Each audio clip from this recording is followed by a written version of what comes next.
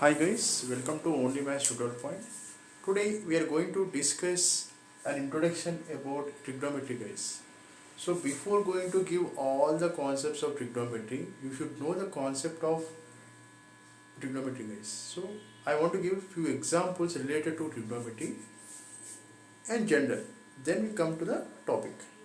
See, in our daily life, we can measure things with the help of scale or with the help of tape, right? Okay. Suppose I have taken here book guys. Book can be measured with the help of scale or with the help of tape because it's a small quantity. Yes or no? So even refrigerator also we can measure with the help of scale or with the help of tape. The height I am telling. So similarly the person height of a person also we can measure with the help of tape or with the help of scale. Okay. Then when this trigonometry concept came into life means, see, not only these small objects guys, we can able to measure big objects or whichever which are very far from us also we can able to measure. Okay, suppose there is a tree. Okay,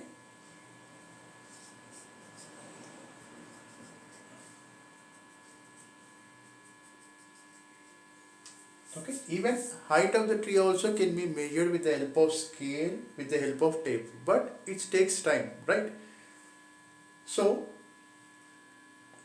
to avoid that, mathematicians or some other scientists given a concept called trigonometry, so we can able to measure the things which are very far from us and which are very huge objects. Okay, so with the help of trigonometry we can able to find the height of the tree guys. With the help of trigonometry concept we can able to find the height of the tree.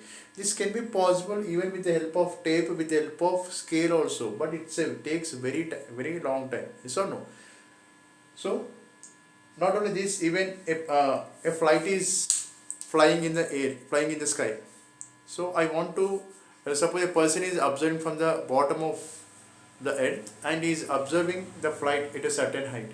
So you want to measure from with how much distance from earth to from ground level to height.